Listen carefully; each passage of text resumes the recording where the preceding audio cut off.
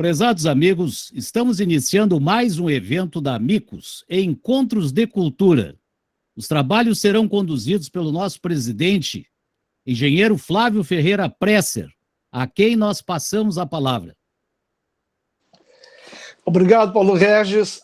Primeiramente, queria agradecer a participação de todos vocês, nossos amigos e convidados que estão hoje aqui presentes, né? E os agradecimentos são pelo fato de vocês compartilharem conosco, né, mais essa atividade da Amicus, Encontros de Cultura, que a cada semana traz um tema para o debate e a reflexão capaz de nos fazer entender um pouco o que se passa por aqui, o que está se passando por aqui. E também em relação às mudanças que foram trazidas pela pandemia, principalmente, né? Mas não só, e quais serão os seus reflexos no futuro. Não é por outra razão que nós contamos hoje com a presença do Eduardo Teixeira Fará, que abordará o tema aviação antes e depois da Covid-19. Reconstrução ou recomeço? Esta é a grande pergunta, né? Enfim. Na última palestra, proferida pelo professor Daniel, sobre o relatório do IPCC, que foi publicado em agosto deste ano, foi afirmado que uma das medidas para a redução da emissão de gases de efeito estufa, que já estão causando mudanças climáticas significativas, será a redução dos voos aéreos. Então, para falar sobre isso e outras abordagens sobre o futuro da aviação, né, convidamos o comandante piloto, né, Eduardo, e digo piloto porque ele mesmo disse, há pouco tempo atrás, né, que uma vez piloto, sempre piloto. Então, o Eduardo fica caracterizado assim. Em relação ao seu currículo, vamos tentar apresentá-lo brevemente. Ele concluiu o curso de piloto privado no Aeroclube, aqui do estado do Rio Grande do Sul, em 1979. Foi o primeiro piloto brasileiro a cursar ciências aeronáuticas nos Estados Unidos, isso em 82, quando iniciou estudos no Parks Air College, da Universidade de St. Louis, e onde fez cursos de voos comerciais e multimotores. E obteve o certificado como instrutor de voos pela FAA, que é a Federal Aviation Administration. Cursou a escola da Varig de aeronáutica, né, onde obteve a formação de copiloto, isso em 84. É um profissional com mais de 15 anos de atuação como piloto das linhas aéreas, das empresas Rio Sul, Varig, Rio Cargo e Avianca. Também, outra profissão que o Eduardo adotou foi a do direito. Ele se formou em advogado pela PUC, aqui do estado do Rio Grande do Sul, mestre em Direitos dos Negócios e da Integração Nacional pela Universidade Federal do Rio Grande do Sul, especialista em Direito Empresarial pela FGV, e como advogado, há mais de 20 anos, atua na assessoria jurídica de renomados escritórios, tanto de Porto Alegre quanto de São Paulo. Consolidou seu conhecimento na esfera do direito aeronáutico ao trabalhar na Embraer em negociações de contratos nacionais e internacionais. Durante 5 anos, lecionou em diversas áreas do direito empresarial e de contratos nas universidades UBRA, Uniriter, Univap e FAP. São todas aqui do nosso estado gaúcho, né? Em relação a alguns avisos, né? Enfim, quero destacar que hoje estão aniversariando 2 integrantes da Amicus, né? Os nossos amigos Antenor Ferrari e o Wilson Dutra. Então, quero deixar aqui os nossos parabéns a todos, a ambos, né? Bom, para participar do debate, depois da palestra, basta se inscrever usando os recursos de levantar a mão, que estão na barra inferior aí do Google Meet, né? Ou pode se inscrever também pelo chat, né? E o terceiro aviso é que todos devem permanecer com os cintos afivelados. Ok? Eduardo, por favor. Bom, agradeço aqui as palavras e a oportunidade de contribuir, né? Já que como amigos eu tenho desfrutado de excelentes palestrantes ao longo do tempo, então achei que é um momento de também nós estendermos um tempo da nossa vida e compartilhar com o conhecimento das pessoas e as reflexões necessárias. Eu queria que os colegas, os participantes agora, no momento que a gente for passar um pequeno filme de 1 minuto e pouco, eu queria que cada um de vocês se concentrasse nas imagens, tá? Enquanto ele não apresenta, eu queria que vocês entendessem que isso que vocês vão ver é o presente, mas eu vou ter que voltar no tempo para depois explicar o início de tudo que aconteceu em breves palavras, tá? Para vocês entenderem o que está acontecendo hoje na aviação, tá? Então eu pediria ao Paulo Regis que conseguisse colocar o filme antes de apresentar o passado. Agora.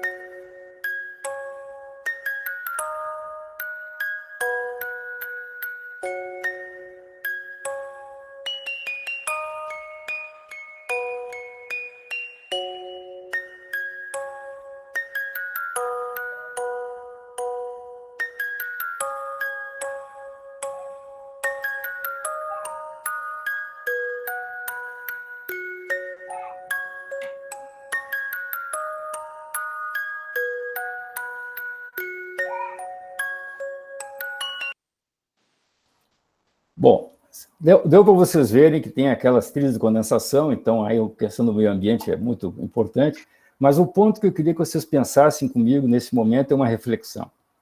Nós hoje embarcamos numa aeronave, cruzamos o oceano e num avião pressurizado, com todo o conforto, a climatização, serviço de bordo, Wi-Fi, o que seja. Mas a aviação não começou desse jeito, ela sofreu muitos encalços. Aí eu trago aqui o livro do nosso amigo que está nos prestigiando hoje, o comandante Teomar Benito Tchereta, acho que assim se pronuncia, né? E ele nos traz toda a história desses intrépidos pilotos que começaram a desenvolver o transporte aéreo de correio aéreo. Quer dizer, a aviação começou mais por causa de carga e correio que provavelmente passageiros. E esses aviadores, diferente de nós, que usufruímos um sistema tecnológico, assim por diante, então, se a gente imaginar que desde a época uma pessoa importante que eu queria apresentar no nosso trabalho também, se o Paulo Regis puder me adiantar, aquela foto do Santos Dumont, também é importante, porque vocês vão entender que agora, o mês que vem, a gente comemora a Semana da Asa, e eu queria que vocês contextualizassem o desenvolvimento tecnológico violento que houve de lá até hoje, e o que está para acontecer agora da disrupção da pandemia para frente. É importante vocês também entrarem comigo nessa percepção. Eu pediria para o Paulo botar a foto por si só vai explicar o tema que nós estamos tratando aqui. O Santos Dumont um pouquinho antes nas asas do Ninho do Tempo. Eles já são até aviadores bastante antigos comparados com o Santos Dumont. Se o Paulo Regis puder fazer a gentileza de colocar ali para nós. Essa não é agora, tá. Observe o Santos Dumont, ele está sentado num carro, na verdade, dirigindo um automóvel. O automóvel, naquele tempo, era uma iguaria para poucos, e ele era um homem que tinha recursos e tinha carro em Paris. E eu queria chamar a atenção porque ele foi um homem visionário. E quero chamar a atenção de todos nós brasileiros. Eu propus essa discussão lá no Parks College, de quem de fato desenvolveu a aviação. Foi Santos Dumont ou foram os irmãos Wright, em questão técnica. E a discussão ganhou o argumento que foi Santos Dumont. Por que eu boto a foto desse homem agora? Para que vocês observem que naquele tempo entender de automóvel era uma coisa desnecessária, ninguém queria ter interesse. Mesma coisa em relação à internet. Todos nós usamos a internet. A gente tem que aprender esses recursos tecnológicos para sobreviver. Eu diria para vocês que vocês contextualizassem a aviação nesse tempo, imaginar que falar de avião era uma coisa para poucos. Eu digo para vocês, um desafio para nós agora, depois da pós-pandemia, é quando eu mostrar aquele último vídeo que o Paulo Regis vai passar para nós, a disrupção total que está havendo na aeronáutica. Bom, agora vamos falar do meu propósito aqui a respeito da nossa questão. Podemos tirar a fotografia e vamos concentrar aqui na ideia do desenvolvimento do tema, propriamente dito. Antes da pandemia, tá?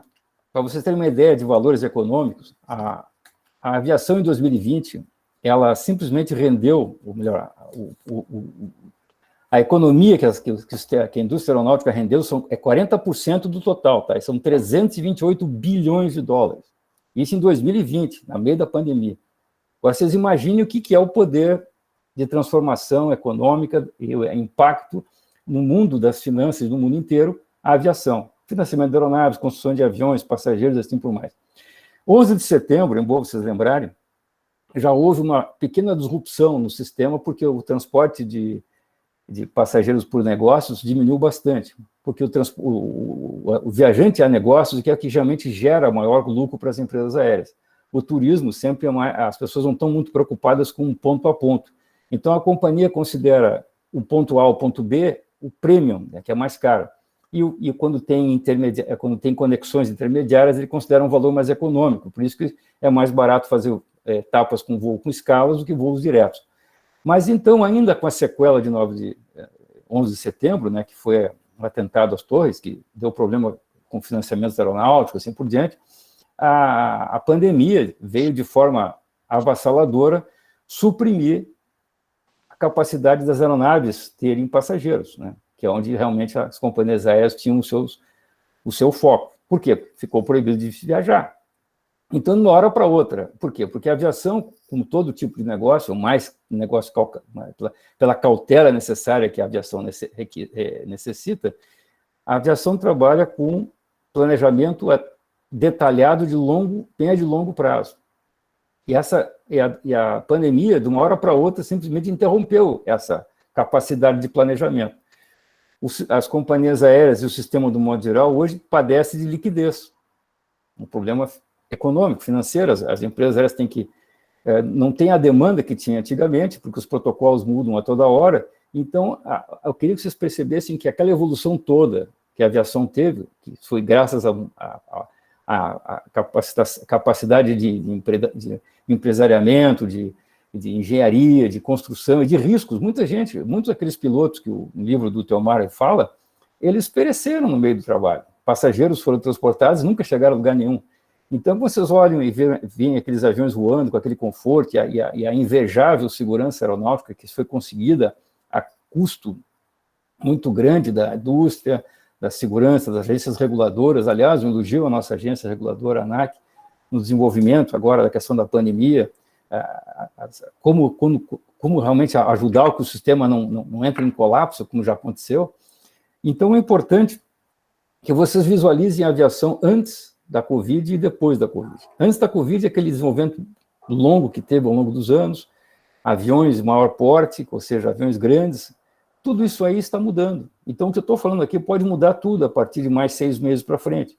Mas eu queria, ao mesmo tempo, falar de desenvolvimento de história da aviação. Observe que hoje, recentemente, no meio desse sistema todo que nós estamos vivendo, a exploração da chamada turismo espacial, que vai ter muito a ver com o que eu vou falar no final, que é aquele filme sobre o VTOL, que nós vamos mostrar ali no futuro. Mas eu queria que vocês, para tentar botar uma certa ordem na nossa lógica, visualizado a beleza que são aqueles aviões voando e vocês vendo o conforto que está num avião, a segurança que se tem hoje, e o que se vai enfrentar daqui para frente, com relação a como mobilizar essas pessoas para viajarem. Eu trago aqui mais um diálogo, mais uma questão de conversa com você, do que uma apresentação. Todos aqui são viajados, pessoas que gostam de viajar, e veem como é importante o transporte aéreo no desenvolvimento econômico de qualquer nação, em qualquer economia. Mas ela está tecnicamente ligada a toda a capacidade tecnológica. Quer dizer, ela está no bordo de ataque da tecnologia. E o que eu quero falar para vocês? Aqueles aviões antigos transportavam carga, correio, cartas. E as cartas hoje não são mais entregues praticamente. Nós temos mais um e-mail, outros tipos de tecnológicos. Então, o que acontece? Se nós olharmos a aviação, o que era antes da pandemia, a pandemia, na verdade, acelerou vários processos que já estavam em andamento também na aviação. Assim como nas demais profissões, como a própria advocacia, que tem agora toda a digitalização dos documentos, a forma de prestação de serviço de deliveries. As pessoas agora, inclusive, querem usar os deliveries com drones. Aí que eu vou chegar no ponto que é paradigmático. Nós estamos ao tempo do Santos Dumont. Para nós, a nossa visão dos drones é como nós vendo o Santos Dumont naquele tempo. Esse diálogo é importante, se ver o passado, o presente e o que vai acontecer. A questão da aviação agrícola também, os drones para pulverização, a questão de incêndio, que foi comentada antes do nosso trabalho aqui, a importância dos aviões agora usando para combate de problemas ecológicos, assim por diante. Então, o que eu queria mais importante dizer para vocês é o seguinte: as viagens de turismo, que são uma das fontes de renda principal da aviação e que pode compensar a perda do transporte de homens de negócio, de pessoas de negócio, vamos falar pessoas, não homens, é equivocado o termo, vamos dizer pessoas de negócio, que tem que viajar. Esse diminuiu, por quê? Porque agora tem as reuniões remotas, e a aviação executiva cresceu muito. A aviação de transporte aéreo regular, essa diminuiu um pouco, mas a aviação executiva e a chamada aviação geral de negócio cresceu 200% no mundo inteiro. Por isso que estão havendo mais acidentes aeronáuticos mais seguidos, porque eles têm um sistema de segurança diferente do 121, que é a linha aérea, que tem protocolos mais exigentes, tem sistemas de certificação mais restritos. Então, é natural que ocorra isso. A preocupação que eu trago e quero compartilhar com vocês a partir de agora é o que nós vamos viver nos próximos 10 a 15 anos. Existem projetos, inclusive não foi à toa, que alguns fizeram esse passeio orbital decolando de um ponto para o outro, tudo automático. Não existe ninguém nos comandos desses aparelhos. Fizeram uma viagem, de fato, orbital aí de vários dias, 3 dias ao redor da Terra, isso realmente é fascinante. Então, o que eu vou falar hoje aqui, tecnicamente, é o que essa reconstrução, na verdade, não é um pouco aparente, porque, na verdade, é mais um recomeço. Por quê? Porque o que valia antes da pandemia não está valendo hoje. Os aviões de grande porte, A320, 380, por exemplo, eles fizeram aquele avião para ter uma venda de X aeronaves. Não estão conseguindo mais esse número porque o sistema de utilização das aeronaves está sendo modificado. Estão usando aeronaves menores para fazer voos mais longos. Então, você vai fazer um voo daqui para Portugal, um avião com 3 assentos de um lado e 3 do outro, por exemplo. Não tem mais aviões mais wide body chamados, né, que são os aviões de grande porte, que conseguiam diluir o custo do assento pela quantidade de gente transportada. Então, de um modo sintético, eu queria que vocês percebessem a aviação como um banco. Quer dizer, é um trabalho de fluxo de caixa. O avião gera fluxo de caixa para as empresas. Eu estou falando isso para quem em aeronave, para efeito de revenue flight, de receita, não para prazer e curtir, para ter um prazer de andar do seu avião, ter seu voo de turismo, por lazer, né? O voo de lazer é diferente. Aqui nós estamos preocupados com a economia, porque todos nós precisamos de transporte aéreo num país transcontinental como o Brasil. Quer dizer, é quase impensável a gente pegar hoje um ônibus daqui para São Paulo. É mais econômico, pelo tempo de utilização da sua vida, pegar uma aeronave até São Paulo. Então, é muito difícil nós imaginarmos a internet sem aviação. Aí vem a questão dos aeroportos também, é importante, o Geraldo está aqui para nos ajudar nessa questão. Os aeroportos são aerótrópolis, né? Nós temos que pensar o conceito do aeroporto como uma cidade em si, né? Todas as cidades do Oriente Médio, aqueles grandes aeroportos, Singapura é um maior exemplo, por exemplo, olha o tamanho dos aeroportos lá. São aeroportos que, por si só, trazem a construção da sociedade, porque tu precisa de transporte aéreo para ter essa mobilidade de cargas e insumos, às vezes a caso das vacinas. Como é que entrega a vacina em determinados pontos do continente? No Brasil, por exemplo, regiões da Amazônica, que tem que, de fato, ir de barco, que demora muito. Então, é imprescindível que nós pensemos a aviação como uma utilidade para todos nós, não só para aqueles que exploram o serviço. E, no modo sintético aqui, então, eu diria que, antes da pandemia, nós tínhamos um pleno desenvolvimento da aviação. Realmente, a aviação duplicava de tamanho, vocês verificavam que os aeroportos sempre cheios, os aviões sempre cheios, sempre botando aviões maiores, assim por diante. Mas, de uma hora para outra, tudo rompeu, ou seja, escasseou-se o passageiro. Ainda bem que, voltando ao tempo da história da aviação, o transporte aéreo foi mantido pela carga aérea. E essa carga aérea, de certa forma, sustentou a mudança de aeronaves e configuração. Agora, alguns países já estão em desenvolvimento, pensando já em contratar tripulantes para começar a aumentar o fluxo, mas tudo vai depender dos protocolos de saúde, ou seja, a vacinação é importantíssima para a aviação. Sem a vacinação, quando eu comecei a assistir esses vários seminários, que eu estou tentando assim, fazer uma síntese conclusiva para vocês, desde o início da pandemia até hoje, no início da pandemia tinham 2 protocolos. Ou a aviação com vacina recupera só em 2024 para cima, ou sem vacina não se recupera mais. Então, a vacina está sendo positiva. Então, a vacinação das pessoas está permitindo que novos espaços sejam disponibilizados para serem utilizados, como eu digo, países, né? Tudo depende dos protocolos, e aí tem que ter a chamada, vamos dizer assim, uma harmonização das normas, não é uniformização, porque o transporte aéreo tem que ser harmonizado, cada país tem o seu regulamento próprio, né? Vamos dizer assim, mas dentro das normas internacionais.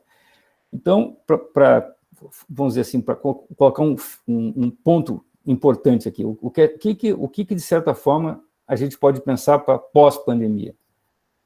Quais são as ações, né? A nossa agência está fazendo isso, mantendo uma malha aérea mínima, vamos dizer, para manter a subsistência das companhias e assim por diante, está adaptando e flexibilizando algumas partes da regulação do transporte aéreo e algumas exigências, e o que vai definir são as questões dos protocolos, né? E sem perder de vista o apoio financeiro necessário. Agora que a gente vê a importância do Estado também como indutor dessas políticas para esse tipo de indústria, né? A minha preocupação maior aqui, que eu queria compartilhar com vocês, é o que vai ser depois desse vídeo. Se vocês assistirem esse vídeo, que o nosso amigo Paulo vai botar para vocês, nós vamos concluir a partir desse vídeo o que de fato vai ser. A pandemia, ela veio de uma forma muito desastrosa a diminuir o mercado aeronáutico que existia, mas, ao mesmo tempo, a digitalização dos sistemas, a modernização dos equipamentos, a inteligência artificial que vai ser usada, provavelmente, no transporte aéreo, vai mitigar esses problemas. Então, eu pediria que o Paulo passasse o vídeo para que a gente possa fazer um arremate final das nossas considerações.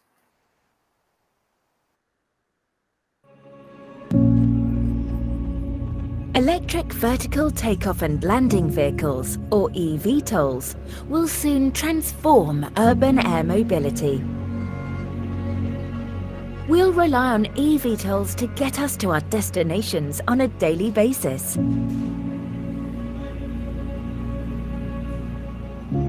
Commercial aviation has an enviable safety record, and we will expect this same high standard of safety for urban flights. But today's air traffic control system wasn't designed for high volumes of low-altitude intra-city traffic. Unless we have a system that manages high traffic volumes safely, the growth of urban air mobility will be limited. New concepts such as Unmanned Aircraft Systems Traffic Management, or UTM, show great potential, but they don't address the unique safety and operational needs of piloted passenger-carrying flights that rely on voice-based communication. We've developed a concept called Urban Air Traffic Management, or UATM, to ensure the safe scalability of urban air mobility. UATM proposes a centralized system for managing urban air traffic that also exchanges information with ATM and UAS service suppliers. As demand for urban air mobility grows, UATM will mitigate safety risks, reduce demands on air traffic control, ensure equitable airspace access, and adapt as aircraft evolve from piloted voice-based flights towards autonomy. UATM is built on two foundational services: airspace and procedure design, and information exchange. These foundational services ensure a harmonized approach to integrating all airspace users, including conventional aircraft and unmanned aircraft systems. To support daily traffic management needs, UATM provides 4 operational services: flight authorization, flow management,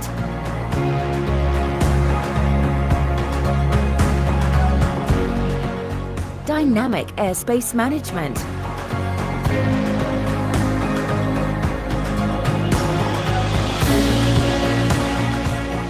and conformance monitoring.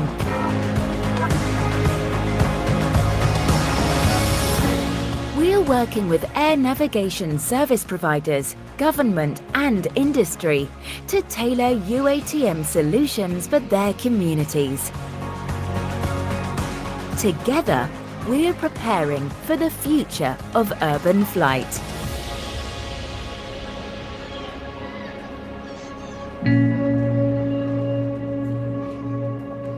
Eu peço desculpa que não tem tradução em português esses vídeos, tá? Da Embraer, alguns são bastante difíceis de conseguir, então tem no Vimeo lá no setor da Embraer, são públicos, né? Podem ter acesso.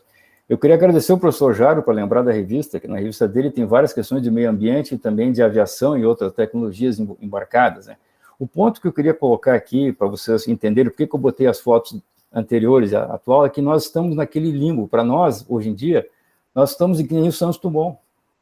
Cada um de nós aqui é o Santos Dumont do que virá na aviação no futuro. Aquele tempo já era disruptivo, ele já foi um homem da divisão, que realmente mudou. Os balões não serviram para ele. Ele queria coisa mais duradoura que isso. E aí o livro que o Theomar escreveu fala todo o desafio que foram as construções das linhas aéreas terrestres, né? Porque os hidroaviões eram os mais usados. E ao ponto que eu queria chegar hoje é a mobilidade. Então, a tecnologia embarcada nesses novos aviões, aeronaves, vamos dizer assim, vão suprir as questões de segurança, porque vão pegar toda a experiência. O que acontece? É como contemporizar o espaço aéreo controlado, que a moça explicou ali, que é baseado no piloto, pilotando um sistema de controle de gerenciamento de tráfego aéreo, com essas aeronaves voando num espaço aéreo mais determinado, ou seja, os drones, né, próximos às linhas, próximos aos grandes centros. Temos helicópteros, drones, né, e os aviões, quer dizer, e os pássaros, claro, a questão ecológica é importante, não esquecer que eles já estão voando há mais tempo no espaço aéreo. A preocupação que se tem hoje é que estão sendo colocados muitos drones e os pilotos vão estar pilotando de forma remota. Então, esses próprios pilotos vão ter que ter uma habilitação técnica, vão se exigir controles. Observamos recentemente que os americanos usaram os drones de uma forma, vamos dizer, militar, muito bem usada, mas infelizmente acabam cometendo erros. E aí eu trago esses pequenos erros, imaginemos nós, para o nosso transporte aéreo, imaginando que aquele monte de VTOLs que decolavam de forma elétrica, automática, nós vamos experienciar com pilotos ainda, mas mais daqui uns 30 anos vai ter uma tecnologia embarcada que a gente vai, como foi os Jackson, como alguém citou aqui no chat, nós vamos embarcar passivamente. Aí que eu quero dizer para vocês que é importante que nós tenhamos um conhecimento básico de aviação como se tem de automóvel hoje em dia. O Santos Dumont achava o automóvel importante no seu tempo, então mudando tem que ser mudado, assim como a gente tem que entender de Google, de internet, de Word, de PowerPoint, essas coisas todas. Todo cidadão, toda pessoa que quiser entrar no mundo moderno de transporte tem que entender um pouco de aviação, com os conceitos básicos, o que faz o avião voar, o que é uma hélice, o que é uma turbina, para que serve uma asa, Então, as pessoas vão se informar. Por quê? Porque mais cedo ou mais tarde, todas vão se deparar com isso. Vamos para um grande centro, vai no aeroporto para o outro, pode ser que pegue um desses VTOLs aí. Esse aparelho que vocês viram ali, foi feita uma nova startup lá em Singapura, se não me engano, para desenvolver um Uber, né, aeronáutico. E nós não podemos dizer que isso não vai acontecer. Nós não temos como dizer que não aconteça. Isso vai acontecer, então nós temos que nos preparar. Então eu queria que a gente percebesse essa pandemia como na verdade, uma reconstrução, um recomeço, vamos dizer, da aviação. Pensar a aviação de outra forma. Uma aviação mais democrática, né? Não só para pessoas que possam dispor de valores econômicos altos para poder ter o transporte aéreo com segurança, né? Já houve uma grande mudança, desde o tempo que eu entrei na Varig, por exemplo, o valor que as companhias aéreas ganhavam por assento era tão grande que eles podiam dar 10% para a venda de passagem para os agentes. A primeira coisa que acabou foram os agentes, porque aqueles 10% às vezes é o valor que a companhia aérea ganha naquele assento. Então, o valor econômico que é envolvido no projeto aeronáutico, no desenvolvimento da aeronave, mudou muito. Então, eu acredito que bom, pode ser que nem alguém citou o Blade Runner, pode ser que chegue nesse ponto, mas o meu foco hoje é que vocês pensem que todos nós somos contribuintes para essa nova meio de transporte. Assim como nós precisamos de um sistema econômico estável, a aviação precisa de investimento, precisa de tecnologia. e a qualidade da mão de obra agregada é importante. Então, só para sintetizar aqui, um arremate técnico seria o seguinte: a aviação até a Covid tinha um pleno desenvolvimento baseado nas premissas de transporte de determinados tipos de aeronave, de rota. A pandemia aconteceu, mudou-se um pouco a percepção do que tipo de transporte vão ter. O turismo, que é a grande fonte que pode compensar o transporte de negócios, como o nosso presidente falou, o Presser, essa pergunta é importante. Então, aí deixa no cada um de nós o conceito: nós queremos voar mais para salvar um determinado tipo de indústria, mas ao mesmo tempo também curtir espaços novos, conhecer lugares que todo mundo quer fazer isso. Mas de que forma vamos fazer essa combinação? Aqueles aviões estão voando a altitude, vocês viram a quantidade de oxigênio de poluição ambiental que causa um avião, né? Inevitável. Então, como contemporizar isso? A questão do meio ambiente, o desenvolvimento econômico do sistema aeronáutico e a segurança, que é o principal ponto. Então, arrematando o final, eu digo, eu confio na engenharia, confio na capacidade do homem de desenvolver novas técnicas, e eu não digo, eu acredito, eu digo aqui, talvez não aconteça, mas talvez os meus, se eu que vou ter neto, não quero comprometer ninguém aqui, mas as gerações futuras podem pegar um foguete, decolar aqui de São Paulo e parar em Tóquio. Essa é uma ideia que já existe na engenharia, acredito eu, que não usam mais aeronaves, vão usar foguetes. E voltando e mudando tem que ser mudado. Nós e Santos Dumont estamos no mesmo impasse. Ele é o tempo dele e nós o nosso tempo. Aí eu queria deixar um espaço aqui para as pessoas perguntarem e ficaria muito contente com as questões, porque daí a gente pode desenvolver outros pontos que eu deixei em aberto. Agradeço aqui, não sei se foi confusa a ideia, mas a ideia foi história contemporânea e o futuro e a disrupção que está acontecendo. Eduardo, foi ótimo. Acho que fizesse um transporte por épocas, como um bom piloto que fostes, né? Saímos do passado para tentar projetar um pouco o que vai ser o nosso futuro, né? E acredito também que a participação do chat hoje está sendo muito boa, né? Estou vendo que o Cabeda está dizendo uma coisa que para mim realmente é verdade. O século XXI começa com o ano da pandemia, né? Onde as coisas realmente vão exigir, enfim, do conhecimento, das novas tecnologias, enfim, a adequação a esse novo porvir, né? E talvez não se fale só em aviação, né? Se fale em transporte aéreo, que eu acho que é um pouco mais amplo do que simplesmente a aviação, né? Mas, enfim, o Cleidion Peixoto está escrito aqui. Por favor, Cleidion. Cleidion, estamos te ouvindo. Pode prosseguir, que está sendo ouvido. Pode prosseguir. Oi, tá ouvindo? Tá. Meus parabéns pelo tema. Tá. Meus parabéns pelo tema. Eu fiquei interessado em função que o meu afilhado é piloto na Guiana, né? E ele não pôde participar, que ele chegou agora em Barbados de férias, mas seria isso o registro, né? E eu vou repassar as informações que eu ouvi do palestrante ao meu afilhado. Muito obrigado por enquanto. Ok, Cleidion, nós que agradecemos a tua presença. José Horácio. Cleidion, dá minhas boas-vindas. Só para deixar um abraço para o Cleidion, agradecer a tua pergunta e um abraço para o teu sobrinho. Boa sucesso na carreira. José Horácio. Cleidion, só vou pedir isso, fechar o microfone. José Boa Horácio, noite a todos. Parabéns, Edu, pela tua apresentação, muito concisa, muito objetiva, muito competente, como sempre. Eu sou meio suspeito para falar, porque eu e o Eduardo, nós somos ex-colegas de Embraer, trabalhamos juntos na Embraer por alguns anos, ele numa área mais ligada ao setor do direito na época, e eu mais ligado à área financeira. E, na realidade, a minha pergunta ela remete à própria Embraer,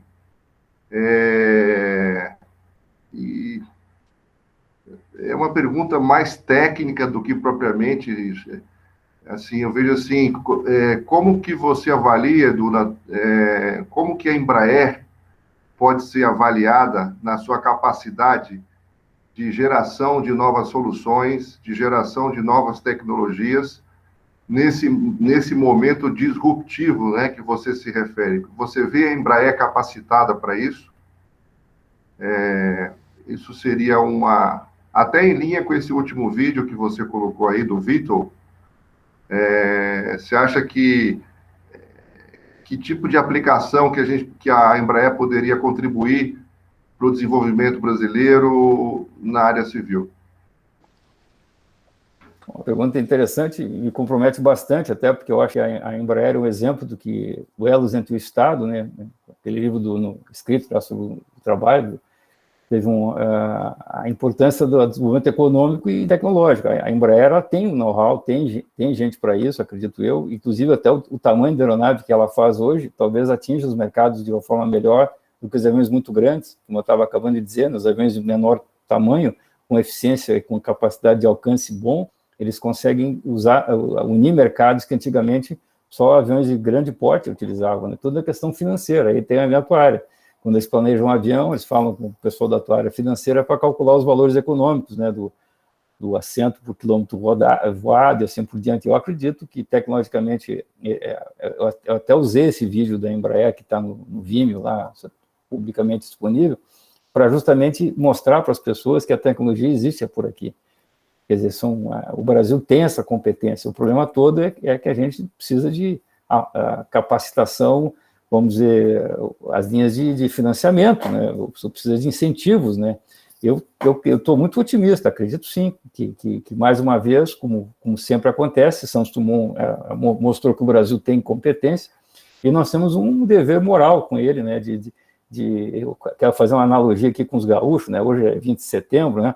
O gaúcho pode ter inventado o churrasco, mas que alguns paulistas desenvolveram uns cortes especiais da sua carne. Então, a mesma coisa a aviação. O Brasil criou a aviação, o avião, os americanos, os alemães, os franceses conseguiram desenvolvê-lo de uma forma talvez maior durante um determinado tempo. Mas eu volto a dizer, não só a Embraer tem muitos engenheiros que saíram da Embraer e estão montando outras empresas, outras startups. E esse pessoal está aqui. Então, o Brasil tem que ocupar essa posição. Eu não digo só a Embraer, eu falo toda a Pleiade, tu sabes muito bem, tu trabalhaste nessa empresa, a quantidade de gente capacitada que tem nesse país, quer dizer, independentemente de político A ou B, ou que seja, isso não interessa, nós temos que desenvolver o que é nosso. Eu acredito muito nisso, e aproveitando ainda mais o ensejo, são 100 anos de Paulo Freire, todos nós temos uma coisa a aprender e a contribuir, quer dizer, então, o ensino está dado, cabe a nós irmos atrás disso. Ok. Vladimir, por favor. Obrigado, Presser. De início, quero cumprimentar efusivamente o nosso amigo Fará pela brilhante palestra que nos trouxe hoje à noite, tarde e noite. Realmente, sempre é bom ouvir, né, sobre esse tema, e dentro do enfoque que tu deste, entendi melhor ainda, porque nos fez uma viagem ao tempo, né? E já tentando estabelecer, a partir das suas premissas, o que poderia acontecer no futuro. Muita gente comenta, né, sobretudo o pessoal mais estudioso, de que, com toda essa pandemia, existem algumas questões que nos fizeram evoluir. Uma das questões é que, pela primeira vez, se tem o envolvimento de praticamente todos os países na tentativa de encaminhamento para a solução. Porque nas pandemias anteriores, elas eram muito localizadas e a necessidade de atendimento era muito específica para um país ou uma pequena região. Contudo, no momento em que funcionamos como aldeia global, né, sobretudo pelo sistema de transporte marítimo e, sobretudo, aeroviário, hoje um problema que acontece num canto de um país pequeno, ele pode ter repercussão no mundo inteiro.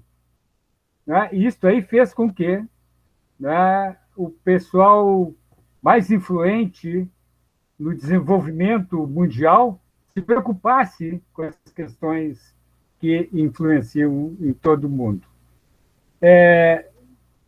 Uma das questões que tu já preconizasse, né, é como seria a evolução futura. Tu chegasse até, obviamente, adotando algum critério, né, prever que a partir de 2024, né, se tivéssemos o atendimento de vacinação mais efetivo, poderíamos ter um retorno a alguma condição anterior. Mas também tem um aspecto, esse retorno à condição anterior, obviamente tem influências mercadológicas, né, de diversos produtos e também do turismo. Mas é que na aviação, né, a parte de transporte de produtos, ela tem, pelo que eu já ouvi a respeito, quase que metade, né, 45%, 50%, né, do que representa economicamente para as empresas.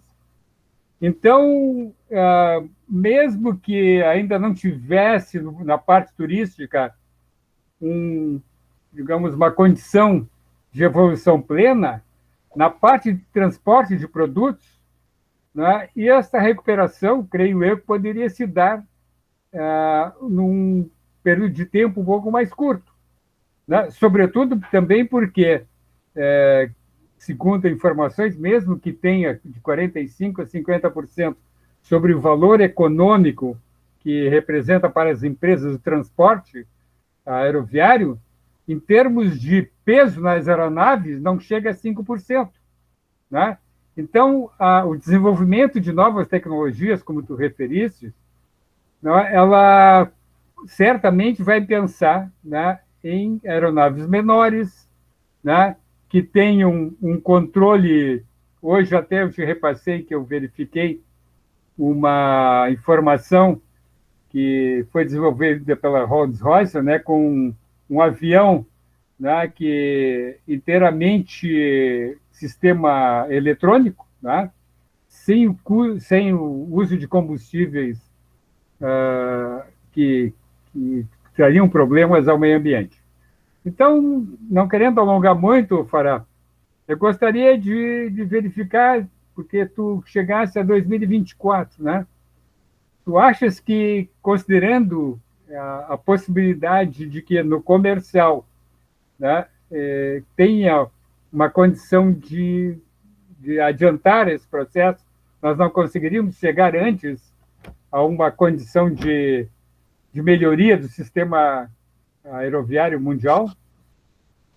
Bom, primeiro, a tua pergunta é interessante, porque mexe com tecnologia. Eu não sou engenheiro, eu não tenho condição de avaliar o que a tecnologia pode fazer. E sabe que existe sempre as questões do combustível fóssil e assim por diante. É claro que existem, alguém comentou aqui de hidrogênio, tudo é possível, existem alternativas. O que ouvi falar é que até agora o problema do carro, do motor elétrico, a aeronáutica, é que não teria autonomia. Teve até um avião aí que voou com energia solar ao redor do mundo, mas é um avião para transportar ninguém, né? Uma pessoa só. Então, ou duas. Então, o problema esse número de 2024 não foi o que estou dando, estou pegando de dados estatísticos de economistas de renome, quer dizer, não é meu esse dado, eu não teria nem a condição de avaliar nada. Aqui eu volto a dizer uma coisa, eu não sei se vão concordar comigo, mercado, essa palavra mercado tem um sentido para mim de decisão. Mercado não existe, que nem existe a atmosfera, que nem existe o ar, as moléculas, ele é um processo de decisão humana que gera necessidades e assim vai. Dizer que mercado é que nem gravidade é um pouco ilusório, né? São os economistas que me perdoem, mas o direito tem que trazer um pouco de ética às decisões econômicas, foi o que eu falei, inclusive, na última palestra do professor Daniel. Aqui vai arriscando a aviação, nós temos que saber como desenvolver tecnologias que possam ter a segurança, esse é o problema, Vladimir. Eu acho que a segurança é o empecilho necessário para que se mantenha um nível de confiabilidade que a aviação conseguiu até hoje. E isso não vai ser com baixo custo e muito menos sem um dano ao meio ambiente. Aí vocês que trabalharam na agência de proteção ambiental, ou seja, alguns colegas de vocês falaram que eles autorizam a poluição, a gente tem que ver a aviação como um poluidor, de fato. É complicado, mas ao mesmo tempo a gente tem que ver que nós somos seres que também poluímos por outras formas, mais graves também, né, com outros tipos de energia, de consumo, talvez uma viagem mais consciente, os feitos em fazer viagens mais curtas, sei como é que vai ser feito isso. Isso é até uma taxa. Quando eu visitei o Japão um tempo atrás, a gente pagava uma taxa ecológica quando saía de Narita. Era 2.000 ienes, tinha que deixar 2.000 ienes para pagar a taxa do meio ambiente que tu estás poluindo pelo fato de estar sendo transportado de avião. Quer dizer, navios também transportam muita coisa, muita poluição. Os lastros do navio pegam seres biológicos que moram em determinada região e trazem para outra. Então, eu acho que a aviação ela enfrenta uma decisão macroeconômica e micro, de certa forma. Aí vem a pergunta do nosso querido José Horácio. A Embraer já tem também com empresas de ponta que estão desenvolvendo com biocombustíveis, outras formas de redução de poluição. Mas, Vladimir, eu não tenho condição de responder. Talvez São Simão tivesse vivo, talvez pudéssemos dizer alguma coisa mais plausível do que ele viria no mundo, a visão que ele teve, né? Eu não sei responder isso para você. Ok, Eduardo. Marcelo Cabeda, por favor. Obrigado, Flávio. Eduardo, boa noite. Obrigado pela beleza aí. Eduardo, eu estou para fazer uma viagem internacional e eu fico pensando assim, você falou que as coisas podem mudar muito rápido em relação a isso. O que você está realmente antevendo para viagens internacionais no ano de 2022? Tu tens alguma ideia para nós? Quem vai dizer isso é a pandemia, os protocolos. Pode comprar uma passagem para passar um tempo em X lugar lá, né? A autoridade local vai dizer que teve um surto da pandemia e vai bloquear o voo. O que eu recomendo é que se procure seguros de viagem, ou seja, eu compro um pacote para viajar para tal lugar.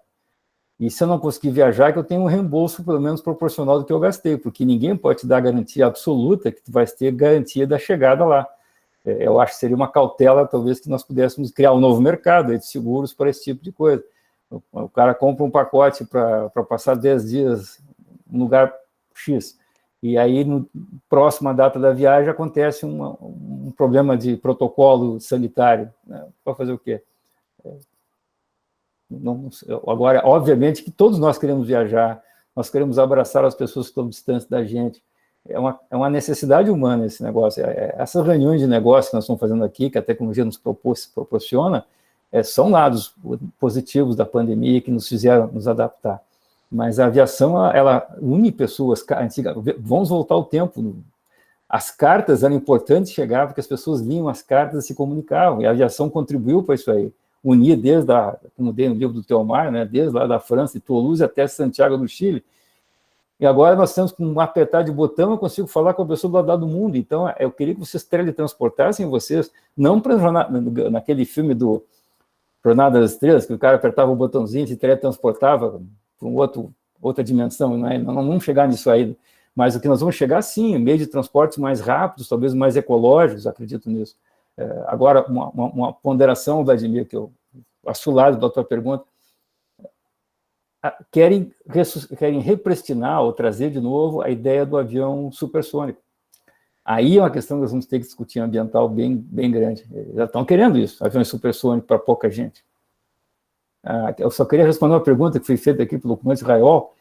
Qual é a opinião sobre o processo de virada do setor aéreo com reflexo negativo da pandemia em relação com o futuro? Bom, aqui os países também, na verdade, é o princípio da reciprocidade, né? Eu não sei, as convenções internacionais já estabelecem isso. Os direitos de voo específico a tal lugar, tudo vai depender dos protocolos sanitários de cada país, né? Diretamente ligado à questão das suas agências reguladoras e suas agências de saúde. Isso é uma resposta que ninguém tem para responder até hoje, acredito. Não sei se eu respondi a pergunta.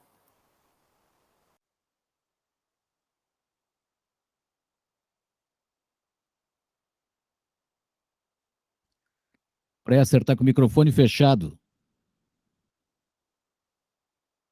Obrigado, Paulo Regis. Mas, Eduardo, eu vou me aventurar a fazer uma pergunta. Tu falasses, e eu acho que falasses bem, né, sobre a questão da necessidade de modernização do setor de transporte aéreo, né? Obviamente que essa modernização ela vai vir com avanços tecnológicos para atender a uma nova demanda que vai existir. Em vez de ser, acredito eu, enfim, pensando assim sobre as coisas que tu dissesses, refletindo, né, vai deixar de ser um transporte aéreo de massa para atender mais serviços particulares, né? Quer dizer, de baixa frequência, de baixa demanda. E ver que isso está acontecendo não só no setor aéreo, né? Isso está acontecendo em vários setores na área do transporte. O transporte urbano, por exemplo, está passando por uma crise enorme exatamente porque as pessoas hoje não precisam mais se locomover tanto quanto era no passado, né? As pessoas trabalham em home office, as pessoas se reúnem virtualmente, como nós estamos fazendo aqui, enfim, não quero que me estender, né? E uma coisa que eu estou percebendo é que está aumentando, pelo menos está retornando, tomando importância nova a questão das ferrovias. Mas ferrovias através de trens de alta velocidade, que são capazes de transportar pessoas, né, em média e longa distância, competindo com a aviação. E óbvio que a aviação vai ter sempre lugar no transporte transoceânico, né? Aí não tem como fazê-lo, né? Mas, enfim, eu quero dizer que está havendo modificações em vários setores desta área de transporte, tanto de passageiros quanto de transporte de cargas, né? Enfim, eu gostaria que tu um pouco falasse sobre isso, né? Sobre essa expectativa, vamos dizer assim, uma nova expectativa, né, da aviação ela atender serviços mais locais e mais dedicados, assim, entendeu? Não tanto como um serviço apenas de transporte aéreo de massa. Bom, se me permite, aí tocou num ponto que me é muito caro. Eu adoro aviação, mas eu sou fã do transporte ferroviário. Eu até, quando viajava pela Varig, usando o Interline que a gente tinha, eu na Europa viajava de trem, embora tivesse a passagem praticamente gratuita na Lufthansa, porque as distâncias eram muito curtas e com neve e problema de aeroporto era mais fácil pegar trem. Mas o trem agora é importante dizer, os trens, por mais automáticos que sejam, trabalham em trilhos, e eles têm um maquinista. Então, eu não digo que um dia nós vamos ter aviões transcontinentais sem nenhum piloto. Existem navios agora que estão transportando carga sem nenhum tipo de tripulante, mas tem um sistema de radar. Mas o mar, com todo respeito, ele é mais fácil de ser dominado do que a atmosfera, porque a atmosfera tem outros aspectos que, ainda mais com agora esse monte de gente querendo voar aí com drones, o que seja, eu acho que a aviação vai continuar sendo um importante elo entre grandes continentes e países como o Brasil, por exemplo. Mas talvez o tipo de aeronave que eles vão desenvolver não seja com tantos motores, mesmo com menos reatores, com outros sistemas híbridos. Aquele VTOL que vocês viram ali, que a tradução ficou meio truncada, porque eu não consegui achar um vídeo em português adequado, mas ele mostra justamente o problema que é contemporizar o que tu acabaste de dizer, a mobilidade urbana, a distâncias curtas e médias, e assim por diante. Mas eu acho que a integração, como eu falei, o aeroporto de Singapura, a China também, lá tem muitos turnkey projects que os alemães estão fazendo, de ligações férreas entre os aeroportos. Quer dizer, o cara chega de avião e pega um trem, imediatamente. Essa é importante, o ferroviário é um modal muitíssimo importante no território, concordo contigo. E ele é muito caro para ser uma linha férrea, parece que é mais caro, se não me engano, do que um aeroporto. Construir quilômetros de linha férrea é um investimento muito maior do que para construir um aeroporto. Esse é o que eu tenho de economistas que eu alguma vez perguntei isso. Mas eu sou a favor da tua questão. Transporte ferroviário é importante, conexão com o transporte aéreo para longas distâncias. E o marítimo também, óbvio, né? Precisa dos dois para transportar celulose, minério de ferro. Não dá para transportar de avião, né? Muito bom, Eduardo. Paulo Regis, por favor. Prezado Fará, duas perguntas que nós, leigos, normalmente submetemos ao pessoal da aviação. Primeira delas, pássaros. recentemente tivemos mais um problema, né? Pássaros que entram nas turbinas de aviões. Riscos. Segunda pergunta, a questão da turbulência. Os passageiros normalmente ficam muito apreensivos quando acontece isso. Por favor, dá uma visão para nós sobre esses dois assuntos. Muito obrigado. Bom, pássaros a gente não precisa mais, maior exemplo que o filme do Sully, aquele que apareceu, né, que um fato real, o cara decolou e teve dupla pane de motores, uns gansos lá, uns patos pegando a decolagem. Aqui em Porto Alegre, várias vezes, passamos perto de algumas, sempre tem um quero-quero que esquece o caminho, um pássaro de pequeno tamanho, mas quando são ingeridos na turbina, eles causam um estrago fenomenal. Ali, você perde, às vezes, o motor inteiro. É uma fortuna quando bate um bichinho desse. Mas nós estamos no ambiente deles, né? Tecnicamente, nós invadimos o meio ambiente. Como assim nós invadimos o meio ambiente o coronavírus? É a prova disso, né? O homem mexendo no meio ambiente. Chega um ponto que os bichos começam a procurar alternativa. Então, eu não quero dizer que minimizar o efeito, mas o bird strike, que é o que acontece muito, e agora nós vamos ter o drone strike, né? Temos drones batendo nos aviões. A minha preocupação, aí que está a minha preocupação, para a gente sair pensando aqui, como resolver esse espaço, essa divisão equânime do espaço aéreo com segurança, tá entendendo? Como a gente vai conseguir manter a segurança aeronáutica como premissa maior do serviço aéreo, dentro da economicidade, confiabilidade, sustentabilidade e tudo assim. Então, e quanto à turbulência, eu sempre falo, a turbulência de ar claro, o radar não tem como identificar. O radar só identifica turbulências ligadas à precipitação. Então, não tem como prever. Tem sim, claro. É possível que o piloto possa prever com uma determinada leitura de dados de meteorológicos, de pressão, por exemplo, vai daqui para o Chile, quando vai fazer a cordilheira, tem que ver a pressão atmosférica em Mendoza e a pressão atmosférica em Santiago do Chile para saber em que pé está essa turbulência. Tu tem já um estimado, porque a turbulência nos Andes é muito forte.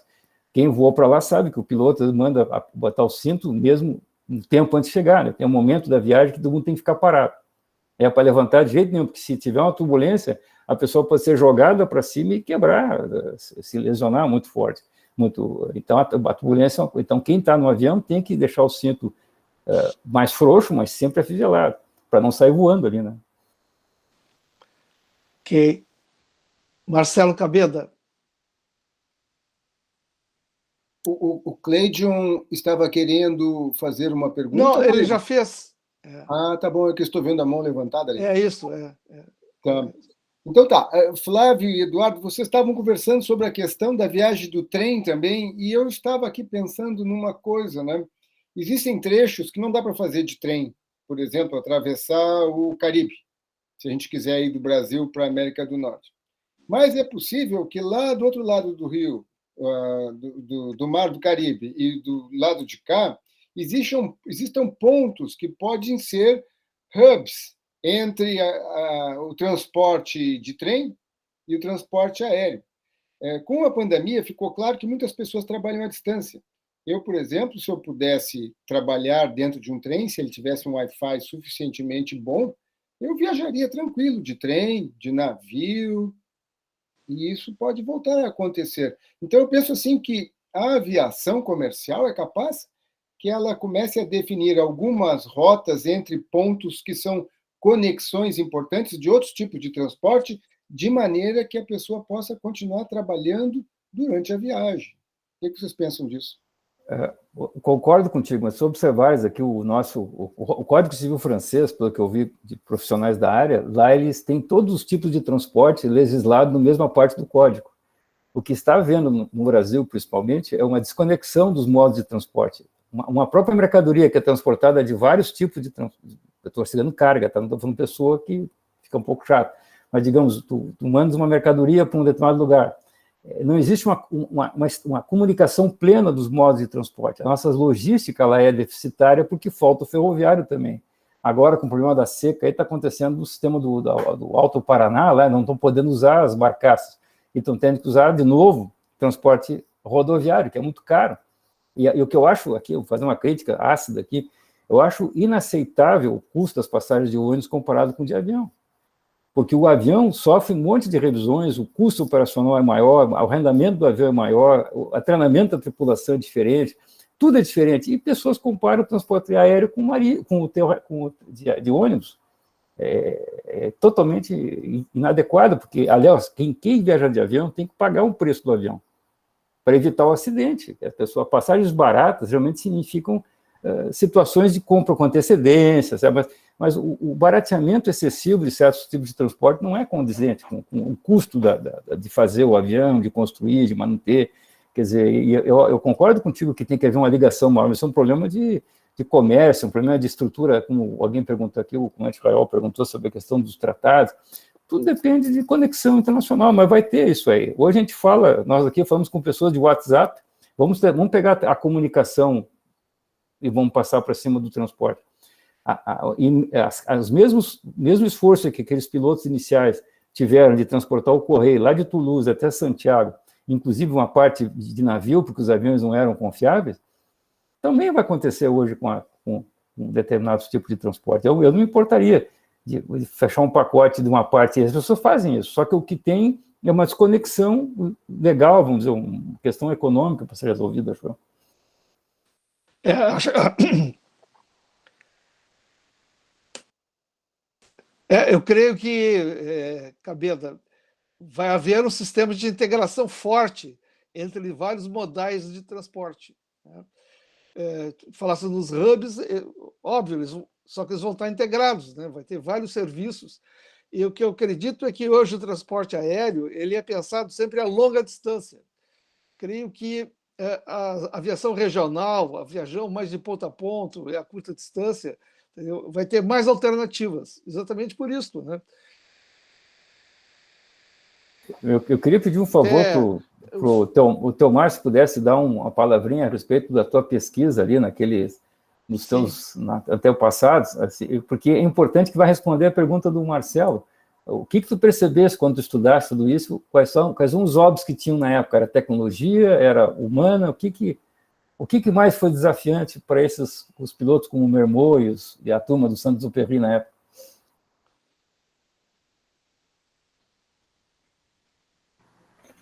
Bem, boa noite a todos, aos que não cumprimentei. Eu só vou fazer um pequeno parênteses aqui na situação da nossa conversa, para me situar um pouco. Eu sou um pássaro fora do ninho, praticamente, né? Eu não fui da linha aérea, não fui da linha da aviação moderna, né? Enfim, como fui piloto agrícola, então eu estou dentro de uma situação já um pouco deslocada, digamos assim. Claro que eu entendo toda a sistemática, todo o problema, como qualquer um, né? Então, eu acho assim que a humanidade, no ponto que nós estamos, nós temos previsões do que pode acontecer no futuro. A evolução tecnológica nos leva a pensar, a presumir o que vai acontecer, né? Então, eu queria voltar um pouquinho, Fará, digamos assim, voltar um pouco lá no tempo do Santos Dumont. Imagina que ele começou uma situação do zero. Enfim, ele desencadeou todo um problema, toda uma sistemática tecnológica, e as coisas foram se adequando no tempo. Você que leu meu livro, lembra que lá na parte das aeronaves da época, lá em 1918, 19, na década de 20, até 25, 26, até sair a série dos Lotte 25, 26, a mecânica, a engenharia mecânica da aviação, ela era uma coisa que era feita entre erros e acertos. Não existia uma tecnologia, digamos, um estudo, uma cientificidade maior para dizer, não, para a situação que nós estamos hoje, temos que fazer nesse sentido. Aconteciam os acidentes, depois elas avaliavam o que teria que melhorar, como tinha que melhorar. E o problema, justamente, lembra do Breguet 14?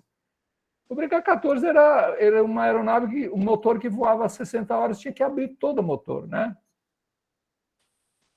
E eu lembro que um mecânico fala de que eles buscavam de que forma entender como poderia estender mais a confiabilidade tecnológica dos motores na época.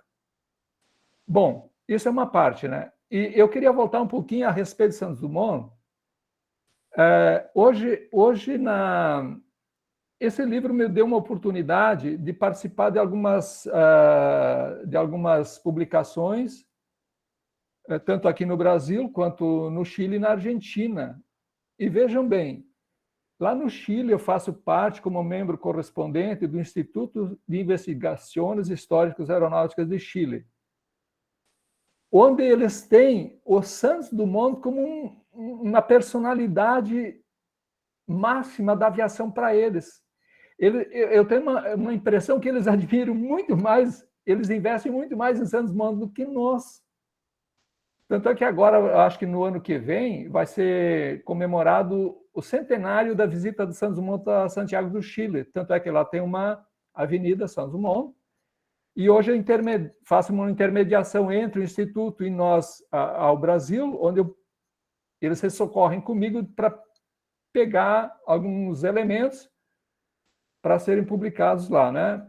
Na Argentina, eu faço parte da Academia Santos Dumont Argentina. Então, vejam bem, sabe? Então, assim, o Santos Dumont foi um pioneiro que deu origem a tudo isso, né? Do Santos Dumont até hoje, nós sabemos o que se passou, do que vai passar daqui para frente, também é mais presumível a gente prever ou perceber o que vai acontecer em função da capacidade tecnológica que nós temos. E a questão ambiental, eu queria só encaixar já aqui a conversa, como eu voei na agrícola, os últimos 14 anos, eu voei um avião combustível a álcool.